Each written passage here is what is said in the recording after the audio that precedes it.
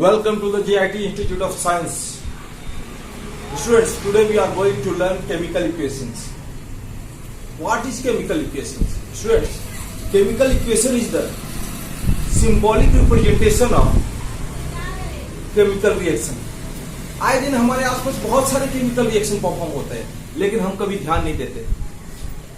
जैसे कि स्टूडेंट्स, हम लोग घर में जरूर ईंधन पे खाना पकाते हैं. जैसे कोयले के कंबसन, जब कोयला जलता है तो वो एक केमिकल रिएक्शन को परफॉर्म करता है.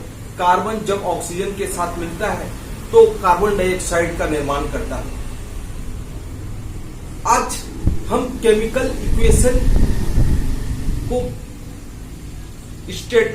इक्वेशन को हम बैलेंस करने से समझेंगे. कैसे केमिकल इक्वेशन को हम बैलेंस करते हैं. स्टूडेंट, हमारी जिंदगी में भी बैलेंस का बहुत जरूरी होता है. बैलेंस होना बहुत जरूरी है. ये प्रकृति भी तभी तक इस धरती पे उपस्थित है जब तक बैलेंस है. जिस दिन बैलेंस बिगड़ा सभी कुछ नष्ट हो जाएगा. बैलेंस को कैसे समझेंगे? प्रकृति में उपस्थित जितने भी एलिमेंट्स हैं, वो एलिमेंट्स जब केमिकल इक्वेशन के तौर पे परफॉर्म होते हैं तो उसे बैलेंस हम कैसे सिंबॉलिक फॉर्म में करते हैं, वो आज हम यहां पढ़ने वाले हैं. In the chemical equation, left hand side is called reactant और right hand side is called product. यानी जो लेफ्ट हैंड साइड होता है वो अभिकारक होता है और राइट हैंड साइड उत्पाद कहलाता है. ये क्या अभिकारक है? जब कोई केमिकल रिएक्शन परफॉर्म होता है तो उस केमिकल रिएक्शन में जो तत्व उसमें शामिल होते हैं अभिक्रिया करने के लिए, वो सारे क्रिया में शामिल होने वाले तत्व अभिकारक कहलाते हैं. और उनके फलस्वरूप जो निर्माण होता है, जो प्रोडक्ट बनता है, वो उत्पाद कहलाता है. स्टूडेंट्स,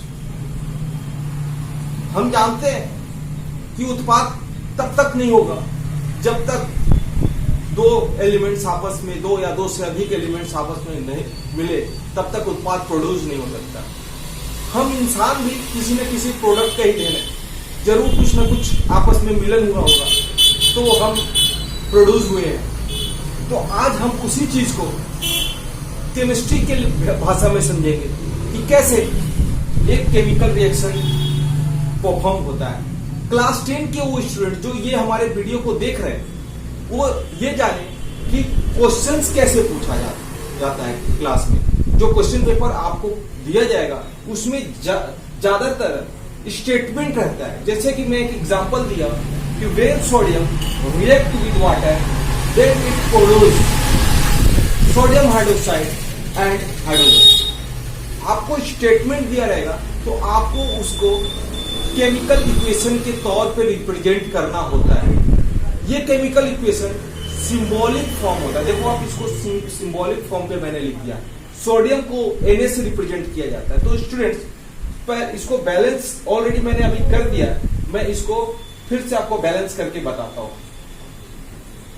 अभी देखो, जब सोडियम वाटर के साथ रिएक्ट होता है तो सोडियम हाइड्रोक्साइड और H2 यानी हाइड्रोजन बनता है.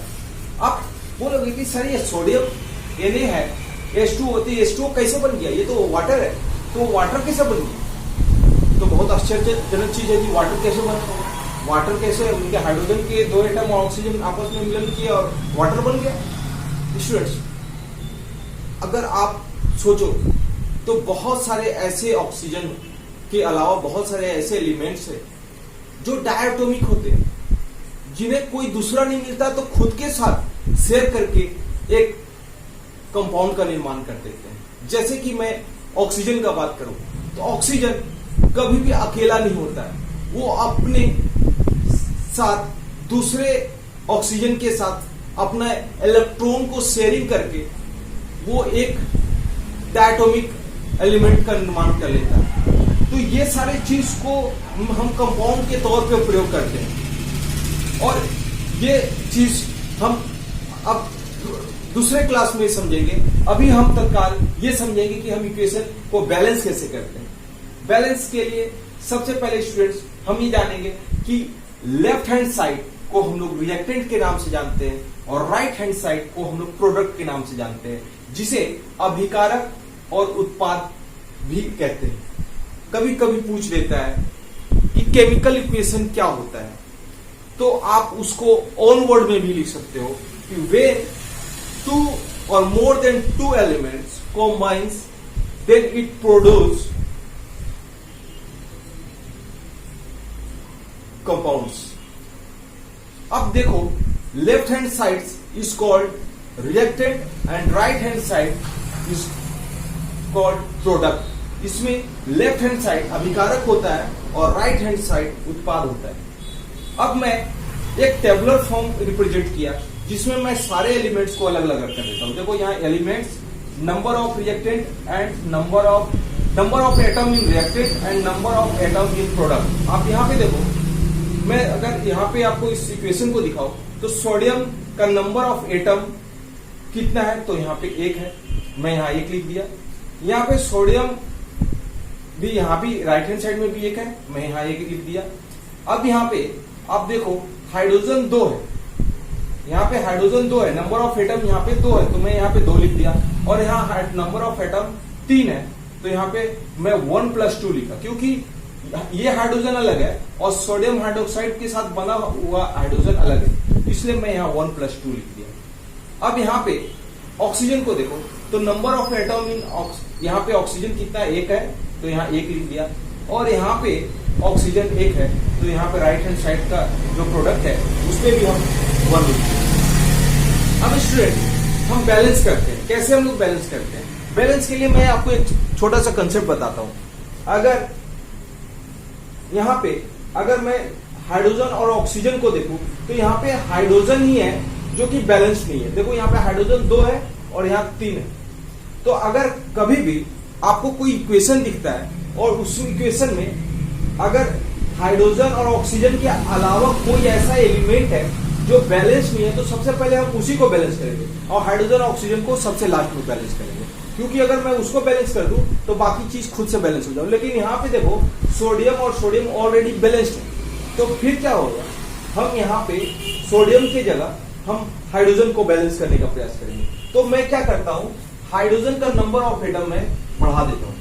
जैसे ही मैं हाइड्रोजन का नंबर ऑफ एटम बढ़ाता तो क्या हुआ कि यहाँ पे नंबर ऑफ एटम हाइड्रोजन के 4 हो गए। मतलब यहाँ पे जो लेफ्ट जो number of atom in reactant में हाइड्रोजन का संख्या जो है अब ये बढ़ के स्टूडेंट्स 4 हो गए। लेकिन अगर आप देखो तो यहाँ पे अभी भी हाइड्रोजन 3 ही है, तो अब क्या करेंगे, तो यहाँ पे हम 2 एटम्स ले लेंगे। लेकिन स्टूडेंट्स आप एक चीज देखो, जैसे ही मैं इस 2 को इस हाइड्रोजन के आगे लिया तो क्या होता है, ये ऑक्सीजन और सोडियम दोनों का प्रभावित करता है। यानी यहाँ नंबर ऑफ एटम ऑक्सीजन भी बढ़ गया और नंबर ऑफ एटम्स मेरा सोडियम का भी बढ़ गया, दोनों को ये बढ़ा देता है। तो कुछ स्टूडेंट बोलते हैं कि सर ऐसा कर सकते हैं, तो हाँ कर सकते हैं, लेकिन क्या नहीं कर सकते, हम ये जो मैंने बढ़ाया है इसको हम यहाँ पे नहीं लिख सकते। हम कोई भी चीज को कोएफिशिएंट के तौर पे जहां मैं बॉक्स बना रहा हूं उसी चीज में लिख सकते हैं। मतलब अगर मुझे हाइड्रोजन का एटम बढ़ाना है तो मैं यहाँ पे 4 नहीं लिख सकता, ये मैं यहाँ पे लिखूंगा, क्योंकि ये इसके साथ प्रोडक्ट हो जाता है और ये 2 to the 4 हो गया। अब आप देखो, अब आप जैसे ही मैंने राइट हैंड साइड में 2 बढ़ाया तो क्या हुआ, अब हाइड्रोजन 2 हो गया और ऑक्सीजन भी 2 है, तो 2 और 2 4 हो गया। तो आप देख सकते हो कि यहाँ पे ये 4 था और ये 2 1 3 जो था, अब ये एक जो मैं यहाँ पे था हाइड्रोजन, इसको मैं 2 बढ़ाया तो ये बढ़ के ये 4 हो गया। ऑक्सीजन जैसे मैं यहाँ पे 2 का प्रयोग किया तो ऑक्सीजन का 2 और यहाँ पे ऑक्सीजन का 2, यानी ऑक्सीजन दोनों तरफ एक एक एटम बढ़ा तो बैलेंस होके ये 2 एटम्स में कन्वर्ट हो गए। अभी आप देखो कि सभी कुछ तो बैलेंस हो गया, लेकिन सोडियम जो है वो बढ़ के 2 हो गया, लेकिन यहाँ पे सोडियम 1 ही है। तो यहाँ पे हम क्या करते हैं, 2 एटम का प्रयोग करते हैं। अब LHS साइड में 2 एटम हो गया तो RHS साइड में भी 2 एटम हो गया। ठीक है, तो स्टूडेंट्स अगर हम रिएक्शन को बैलेंस करते हैं तो बैलेंस करने के लिए कुछ सावधानियों को बरतते हैं और उस सावधानी के तहत बैलेंस को परफॉर्म करते हैं। अगर आप बैलेंस करना चाहते हो तो मैं फिर से कहता हूं कि हाइड्रोजन और ऑक्सीजन को लास्ट में यूज करो। सबसे पहले हाइड्रोजन ऑक्सीजन के अलावा दूसरे एलिमेंट को देखो। यहां मैंने हाइड्रोजन को इसलिए पहले बैलेंस किया क्योंकि यहाँ पे हाइड्रोजन अनबैलेंस था, बाकी चीज बैलेंस थे, इसलिए मुझे मजबूरी में हाइड्रोजन छूना पड़ा। अदरवाइज मैं दूसरे एलिमेंट से ही शुरू करता। तो इस प्रकार से मैं इसे लेफ्ट हैंड साइड को राइट हैंड साइड के थ्रू में बैलेंस कर दिया। अब हम दूसरे क्वेश्चन पे आते हैं स्टूडेंट कि कैसे हम इसको बैलेंस करने का प्रयास करते हैं।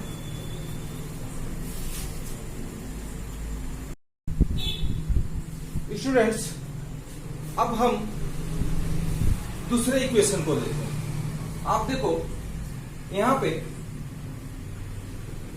CH4 यानी मीथेन ऑक्सीजन के साथ रिएक्ट करता है तो कार्बन डाइऑक्साइड और वाटर प्रोड्यूस करता है। इसको अगर स्टेटमेंट वाइज दिया रहता तो आपको क्वेश्चन कैसे देता, what happens when methane reacts with oxygen, या आपको डायरेक्ट इसे स्टेटमेंट में लिखता कि when methane reacts with oxygen then produce carbon dioxide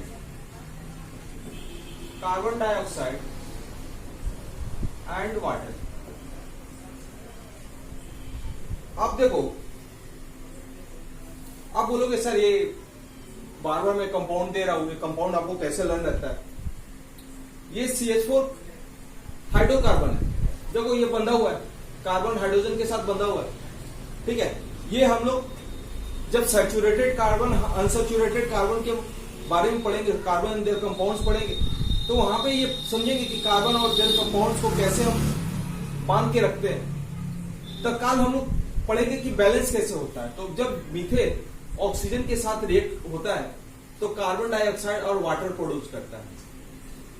students, अब आप यहां पे देखो, अगर मैं नंबर ऑफ एटम्स को काउंट करूं तो कार्बन यहां 1 है, यहां भी 1 है, ऑक्सीजन 2 है, इधर भी ऑक्सीजन 2 है, लेकिन इधर एक काउंट बढ़ाओ तो ऑक्सीजन 3 है और यहां ऑक्सीजन हाइड्रोजन 2 है, यहां पे हाइड्रोजन 4 है। तो स्टूडेंट्स, हम कैसे बैलेंस करेंगे वो चीज अभी समझेंगे। अभी इसको समझने के लिए फिर से हम टेबुलर फॉर्म का प्रयोग करते हैं। आप एक टेबुलर को क्रिएट करो, यहां पे एलिमेंट्स लिख लो, एलिमेंट्स फिर number of atoms in reactant और number of atoms in products.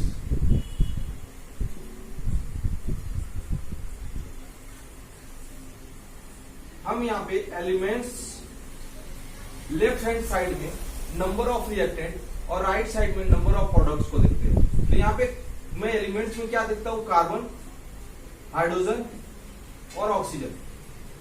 तो स्टूडेंट्स, आप देखो नंबर ऑफ एटम्स कार्बन का कितना है, यहाँ पे 1 है, इधर भी 1, लिख लो।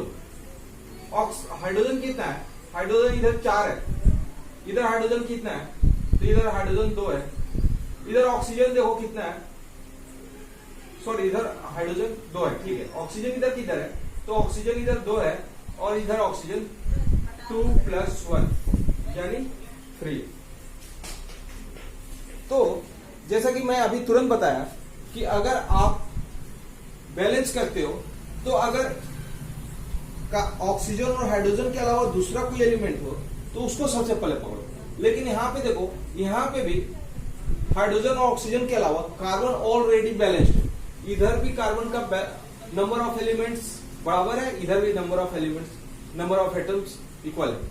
तो भाई मैं फिर से आ जाता हूं, ऑक्सीजन को अब मत लो, ऑक्सीजन को बैलेंस मत करो। क्यों ऑक्सीजन को बैलेंस हम नहीं करते हैं? क्योंकि देखो, अगर आप ऑक्सीजन के साथ कुछ भी प्लस और माइनस करते हो तो ये पूरा इस पे प्रभावित होता है। तो चूंकि ऑक्सीजन छुट्टा है इसलिए इसके साथ हम प्रयोग नहीं करते, अभी इसमें आगे पीछे कुछ भी यूटिलाइज नहीं करते। अगर ये ऑक्सीजन छुट्टा नहीं रहता तो फिर मैं ऑक्सीजन को पहले यूटिलाइज करता। इसलिए सर्वप्रथम अभी हम लोग हाइड्रोजन का प्रयोग करते हैं। हाइड्रोजन देखो यहाँ पे 4 है, हाइड्रोजन यहाँ पे 4 है, इधर हाइड्रोजन 2 है, तो हम यहाँ पे 2 का प्रयोग करते हैं उसमें 2।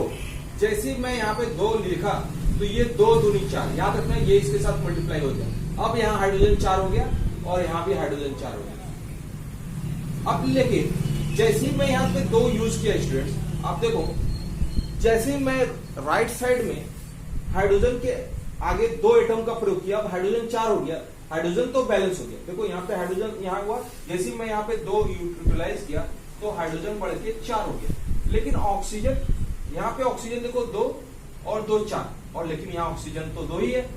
तो हम कैसे करेंगे भाई? तो लेफ्ट हैंड साइड, अब यहाँ पे ऑक्सीजन 4 है, ठीक है, यहाँ पे ऑक्सीजन 4 है, क्या हुआ इधर साइड में देखो 2 कार्बन के साथ बना हुआ था, और यहाँ पे जो है यहाँ पे ऑक्सीजन को जैसे मैंने यहाँ पे 2 यूज किया तो ऑक्सीजन बढ़ गया, तो यहाँ पे 2 हो गया, मतलब ये राइट साइड में 4 हो गया। इसको बढ़ाने के लिए हम लोग लेफ्ट हैंड साइड में 2 एटम का यूज करते हैं। अब 2 एटम इसके साथ मल्टीप्लाई होता है तो ये नंबर ऑफ ये 4 हो जाता है, मतलब ऑक्सीजन भी बैलेंस हो गया। तो number of elements of atoms में देखो तो ये ऑक्सीजन राइट हैंड साइड के बराबर हो गया, मतलब left hand side right hand side के बराबर है। तो आप देख सकते हो कि किस प्रकार मैंने केमिकल इक्वेशन को बैलेंस कर दिया। स्टूडेंट्स, हमारी जिंदगी में मैं बोल चुका हूं कि बैलेंस का बहुत जरूरी है। ये बैलेंस का मतलब क्या होता है? व्हेन रिएक्टेंट क्रिएट प्रोडक्ट, तो ऐसा नहीं होता कि अगर रिएक्टेंट के पास कार्बन 1 है तो वो बढ़ के प्रोडक्ट में 5 हो जाए, और हाइड्रोजन 4 है तो ये बढ़ के 8 हो जाए। दोनों तरफ बैलेंस होना बहुत जरूरी है। मतलब इधर का नंबर ऑफ एलिमेंट्स में जो एटम है, ये जो एलिमेंट्स है, इसके जो नंबर ऑफ एटम्स है जितने लेफ्ट हैंड साइड में होने चाहिए उतने ही राइट हैंड साइड में होने चाहिए। अगर left hand side right hand side के इक्वल है तभी वो बैलेंस माना जाता है, अदरवाइज वो बैलेंस नहीं माना जाता है। तो आप को अगर ये कुछ समझ में आता है तो आप इसको पहले राइट डाउन कर लो, और मैं कुछ क्वेश्चन देता हूं, आप उसको बैलेंस करने का प्रयास करो, ठीक है? तो मैं कुछ क्वेश्चंस लिख देता हूं, आप उसको बैलेंस करो।